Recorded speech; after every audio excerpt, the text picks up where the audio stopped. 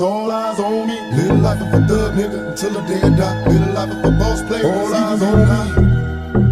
Bonsoir à toutes et à tous. Oh mon Dieu, Prigojine, le chef de Wagner, l'homme peut-être le plus haï par l'Occident, vient soi-disant de mourir, le plus haï et le plus recherché, soyons clairs, vient soi-disant de mourir dans un crash d'avion. Tous les médias occidentaux s'excitent, se hâtent encore une fois pour faire des annonces. Encore une fois, tout est fait pour attirer l'attention vers une soi-disant pseudo-victoire de l'Occident et de l'Ukraine en annonçant hâtivement la mort de Prigojine, ce type qui est finalement le roi des margoulins, une personne qui exerce une fonction où il est en permanence en danger et menacé, tout simplement parce que les actions qu'il mène dérangent à une mesure profondément internationale.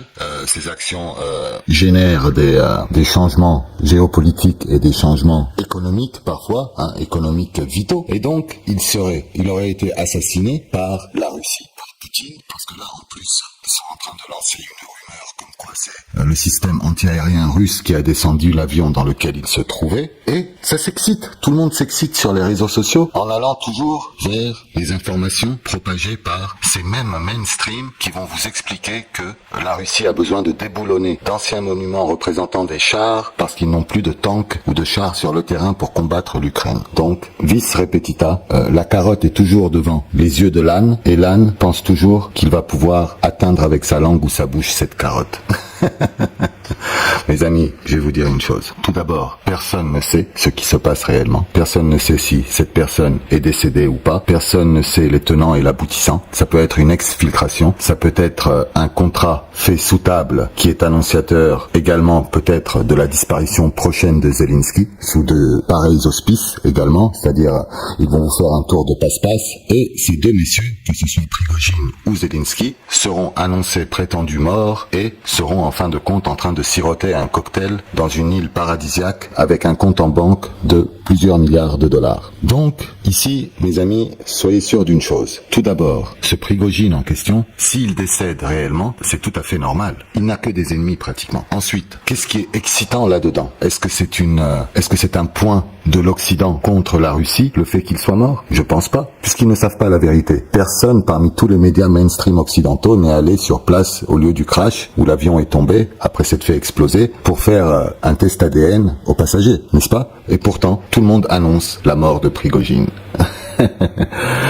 Je dirais même plus, même les autorités russes ne sont même pas encore arrivées au stade de savoir à base d'ADN qui était sur cet avion. Et vous vous doutez bien cet avion. Et vous vous doutez bien que, même s'ils le savaient et qu'ils avaient la preuve, ils ne l'annonceraient pas, tout simplement. Donc, moi je pense, personnellement, selon moi, ma propre compréhension des choses, ceci était une exfiltration. Le monsieur veut définitivement se retirer de la scène publique en tant que chef de Wagner. Je pense qu'il a passé un accord et je pense qu'une fois de plus, que ce soit les médias mainstream manipulés et l'opinion publique de déglingo sur les réseaux sociaux se sont encore enflammés comme des débiles, tout simplement. Et je pense que cet événement est également annonciateur du retrait définitif de Zelensky de la place. C'est-à-dire qu'ils vont également monter un scénario pour enlever Zelensky de la place publique en le faisant disparaître comme Prigojine, c'est-à-dire rejoindre la fameuse île avec le fameux cocktail et les fameux milliards, et vous dire que les nouvelles autorités ukrainiennes sont prêtes à négocier avec la Russie. Et là, une table de négociation sera ouverte et chacun